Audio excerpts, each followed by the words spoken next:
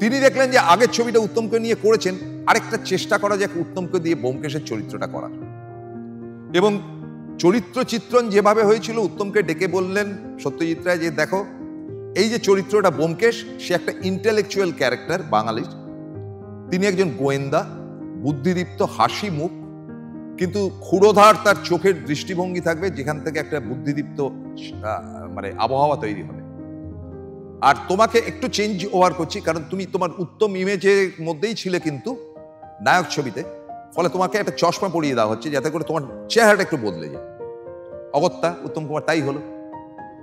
এবং তিনি ব্যোমকেশের চরিত্রটা করবার আগে সৌমিত্র চট্টোপাধ্যায়ের বক্তব্য যেটা, যে উত্তমদা নায়কের তবু খানিকটা উত্তম উত্তম মনে হয়েছিল, সৌমিত্র বলেছেন, কিন্তু চিড়িয়াখানাটা দেখে একবারও উত্তম কুমার অভিনয় করছে এটা বোঝাই যায় না, মনে হচ্ছে ব্যোমকেশই করছে।